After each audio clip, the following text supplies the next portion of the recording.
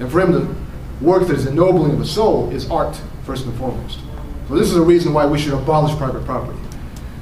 For everybody to be able to work something that is artistic, to create something. And of course, we know this is really at the root of Marx's work in 1844, the Economic and Philosophic Management, where Marx is talking about, in sort of pseudo-Hegelian terms, about the objectification of a part of your personality. This is at the root of the species being, right? When he talks about 4 types of alienation, he's talking about the alienation from the labor process, the worker who doesn't have a control of his labor process, the alienation from the commodity because he or she doesn't own it. He or she has to get the wage to buy that particular product that he or she's making. Alienation from the fellow workers because you're controlled under a supervision of the boss. So you can't really fraternize and free association. And finally, the alienation from species being, which is the human nature's predisposition to create something freely under conditions of free association. So this is something that Morris definitely shares. And I think we should remember the fact that there is a kind of chronological gap between Marx's 1844 text, celebrated initially, as we know, in relation to this revival of Marxist humanism in the late 50s and early 60s, and then the publication of Marxist Capital, which is 1867. So when he does go through, after the Blue Books, his time in the British Museum, to have a really concrete material analysis of what capitalism is about. And implicit therein, of course, is the utopian aspiration we see in Part 8 of Volume 1 of Capital, where he's talking about the expropriators being expropriated. But he does not want to spell this out, because he's writing in time of defeat, Marx is.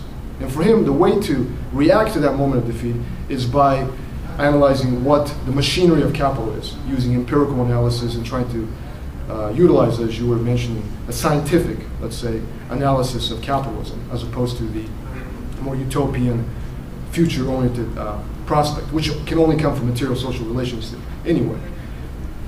But again, I think when we look at Wilde, we have to do the same thing for him in relation to his own context. He is not a man of the working class, obviously. He is a man who has never had a... So when you read this text, So a Man Under Socialism, we are struck, obviously, by some prophetic insights for its time. For example, the fact that he believes that all the drudgeries in the world should be all abolished and be replaced by machinery. And this sort of vision that he has, and also the idea that Jesus, first and foremost, is the man who embodies this free spirit of creation, that Jesus was not here to give people pain or to make people suffer, etc., but to have people be themselves, right? And this idea of being yourself, first and foremost, that he said, Wilde thought should be on the borders of the future, as opposed to be thyself, which was on the borders of antiquity, is very much prescient, as we know, bourgeois self-help ideologies, which have been kind of appropriated by them. And but at the time, if you think about it, Victorian capitalism, there is no consumerism as we understand it, right? But he's linking this idea of being yourself, realizing something of yourself in relation to a socialist future. So all the promises of socialism, at least Wilde was mentioning, has been partly appropriated or co-opted by consumer capitalism in the 20th and 21st century. Now, what is useful then about Wilde's view of socialism today and utopianism? I think one of the most important things we actually take from his idea is that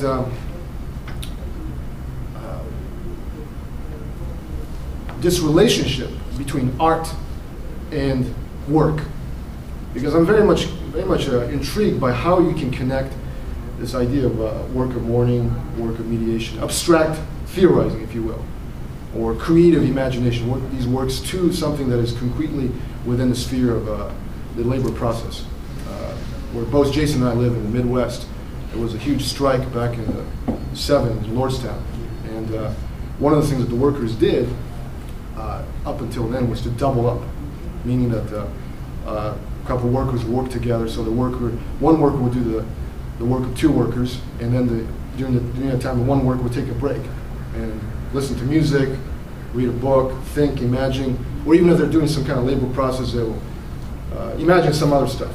And this particular act of creativity obviously belongs to this imaginative sphere, but it's often not articulated in books, right? Sometimes it takes the form of strikes, and we see these posters rising up in Paris, May 68, for example, where the walls of streets of Paris were vandalized with that particular phrase, all part of the imagination, as opposed to all part of the party or all part to the state.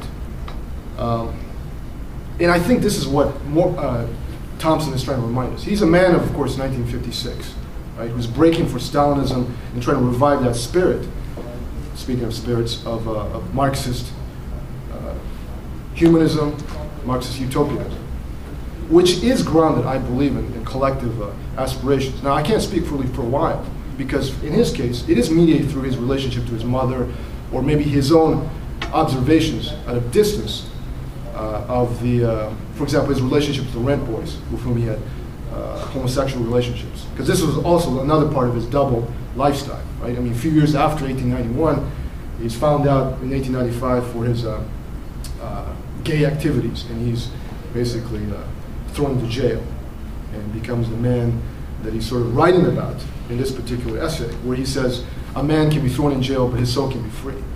And he does find himself in jail, although his soul is not liberated therefrom.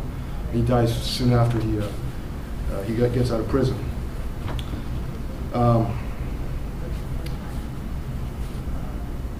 I would say in a long history of social, intellectual, artistic, cultural theory, to which Bloch and Derrida belong to, there's another point that it's necessary for us to make in relation to Wilde's idea of utopianism, and that is 19th century is a period in which we have the rise of the so-called free market in its full glory.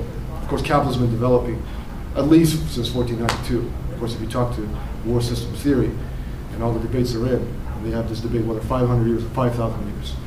But let's just say from the 18th and 19th century, there's a radical shift in the maturation of industrial capitalism as represented by England.